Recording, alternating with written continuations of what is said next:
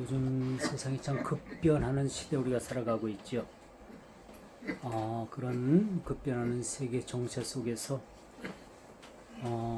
오늘의 현실을 살펴보고 또 우리가 주어진 말씀의 성경의 말씀의 본문을 살펴보면은 참 유사한 점들을 우리가 많이 그렇게 발견하게 됩니다.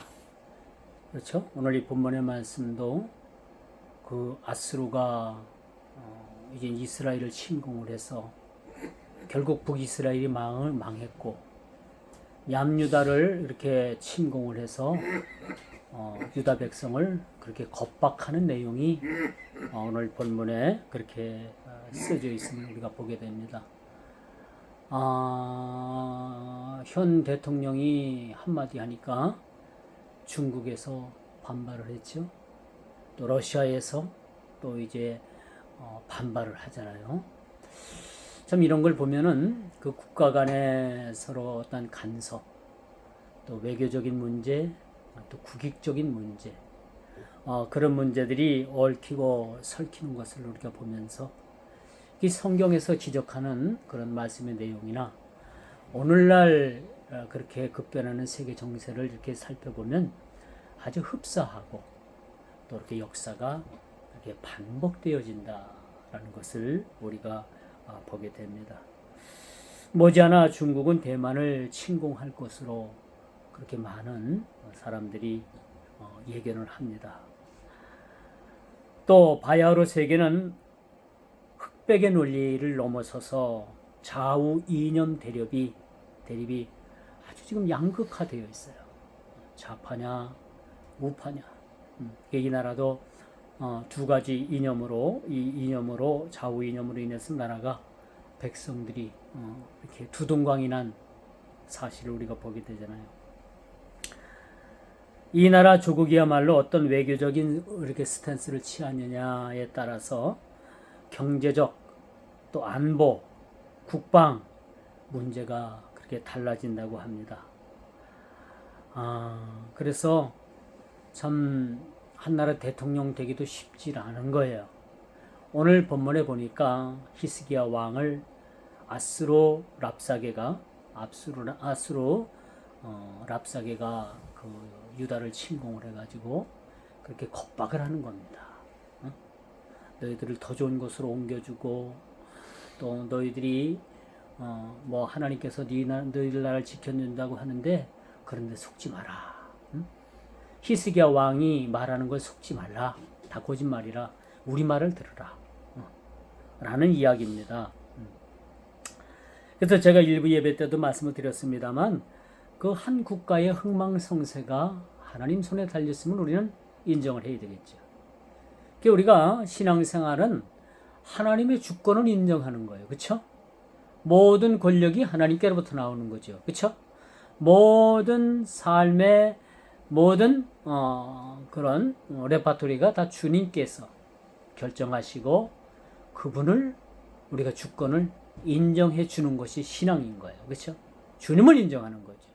어떤 상황에서도 우리가 주님의 주권을 인정하는 것이 참 우리 그 칼빈주의 그런 교회들의 입장이라고 볼 수가 있겠죠. 거기다가 뭐 전적 타락, 무조건적인 선택, 또 제한 속죄, 불가항력적인 은혜, 그다음에 성도의 견인해서 우리가 5대 교리가 우리가 가지고 있는 성경의 큰 맥을 이룬다라고 그렇게 말씀드릴 수가 있는 거예요. 이게 북이스라엘을 침공한 아수르의 샬만에셀은 3년 동안 그렇게 대치를 하다가 드디어 북이스라엘 사마리아 성이 함락이 됩니다. 그리고 나서 이제는 그 아수르라는 나라가 오늘 랍사게를 보내가지고 유다를 침공을 해서 야 봐라, 결국은 이스라엘도 그 3년 만에 성이 함락이 되는 거 아니냐. 그러니까 너희들도 싸우지 말고 나와서 항복하라. 그럼 너희들을 좋은 땅 포도나무가 있고 너희들에게 살만한 곳으로 너희들 이주시켜 주겠다. 이런 정책을 아주 달콤한 말들을 그렇게 하는 모습을 보게 됩니다. 그래서 오늘 아수르의 침공 원인을 우리가 한번 살펴본다면요.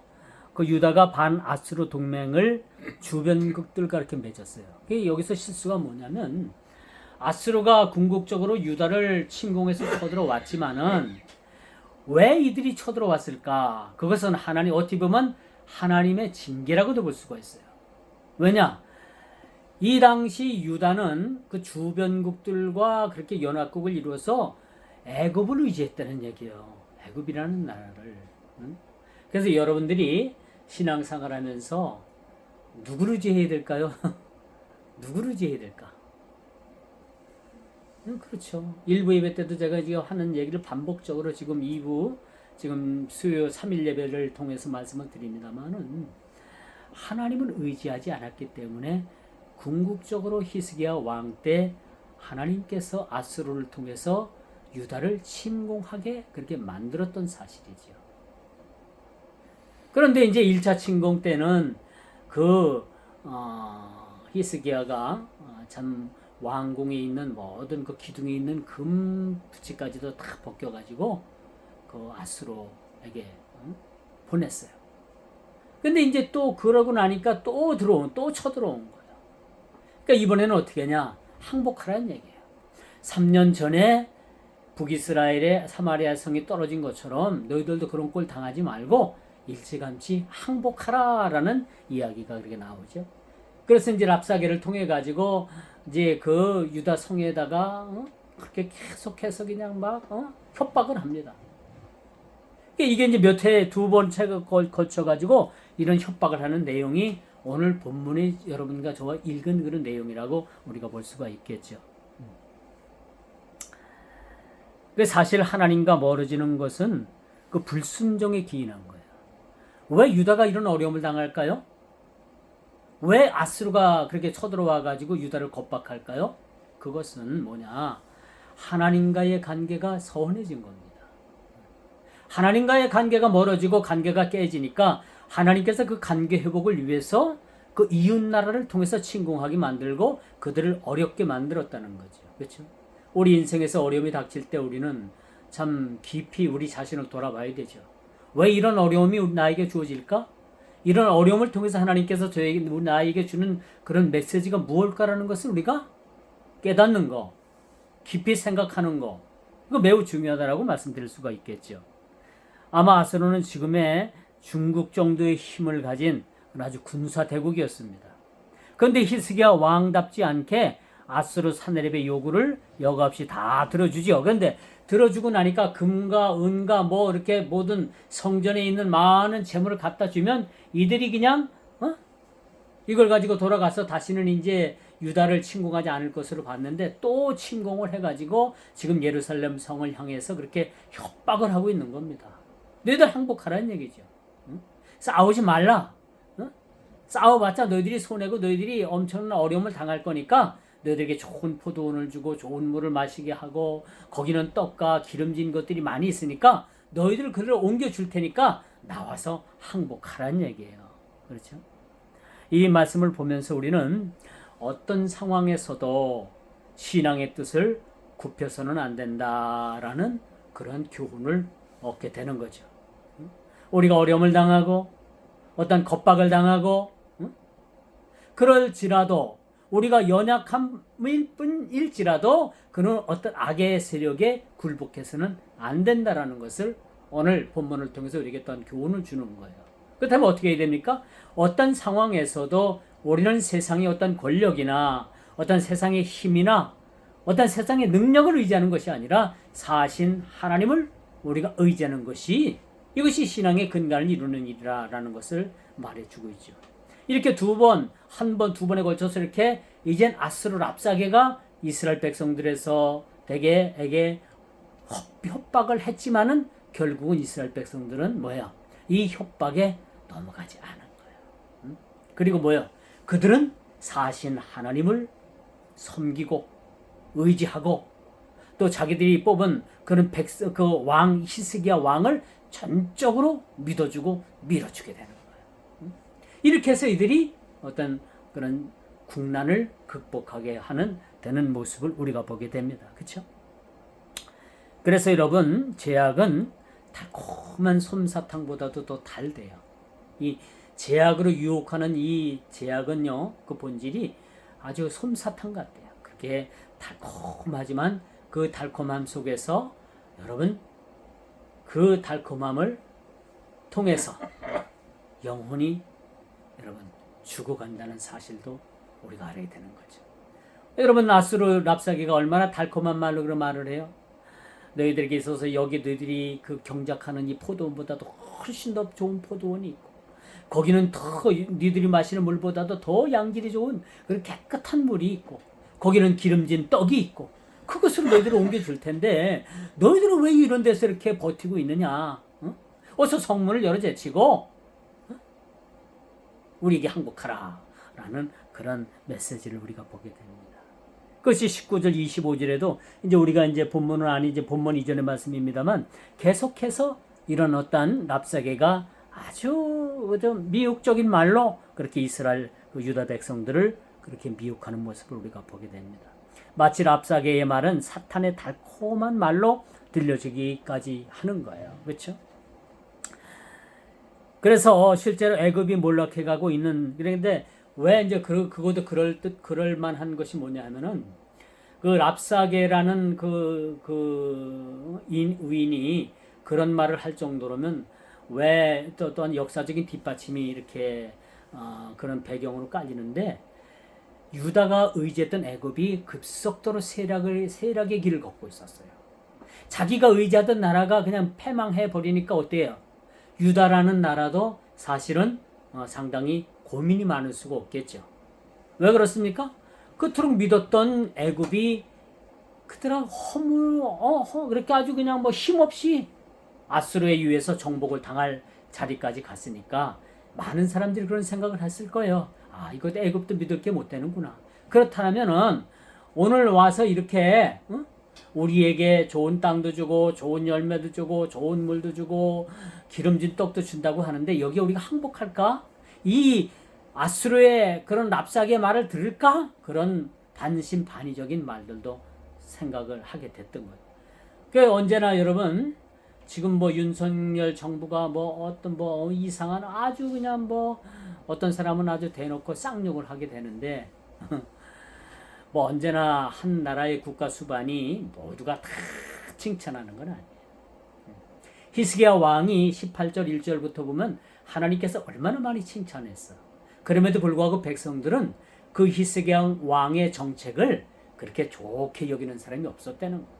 종교개혁을 하면서 많은 그런 갈등이 있었어요. 백성들 간에.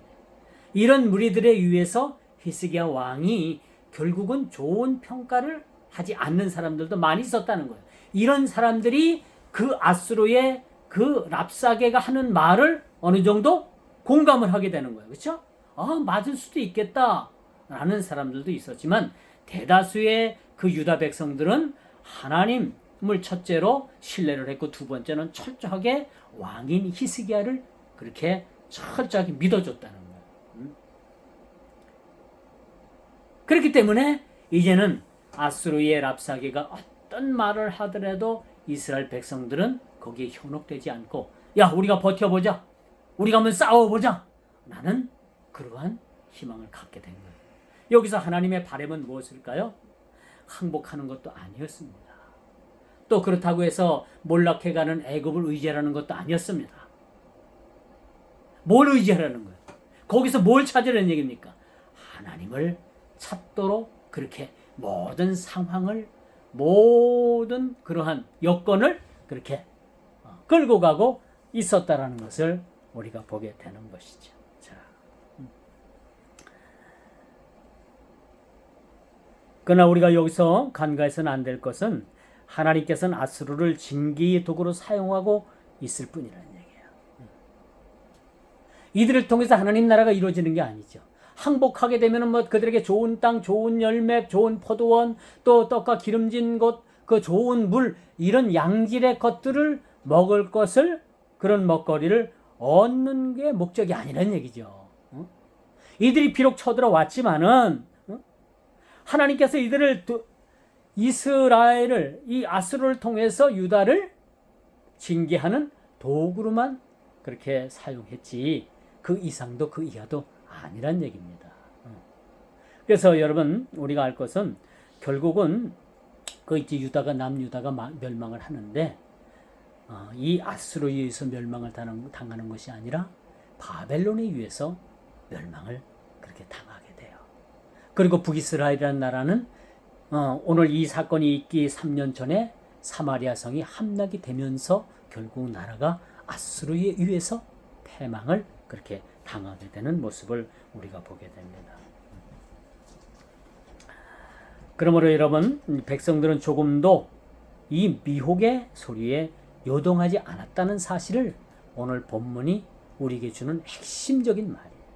그래서 여러분들이 세상을 살아가면서 어떠한 세상적인 달콤한 말, 아주 세상적인 어떠한 그 매혹적인 말에도 여러분들이 이 모든 것들을 잘 물리칠 수 있는 그런 믿음의 신앙이 우리에게 필요하다라고 말씀드릴 수가 있어요. 여러분 그 시각적으로 보면은 북이스라엘이 멸망을 했잖아요. 그렇죠? 유다 역시 아수르의 칼날을 피하지 못할 것이라는 그런 랍사게의 말에 많이 미혹됐던 사람들도 많이 있었어요. 그렇죠? 그런 사람들도 있었음에도 불구하고 백성들은 조금도 이 미혹의 소리에 요동하지 않았다라는 것이 오늘 본문이 우리에게 주어지는 그런 말씀이에요. 그래서 우리가 믿음을 가진 사람들은 세상의 어떤 미혹이나 위협이나 칼이나 의험이나 적신이나 어떤 것들로도 우리 그리스도인들을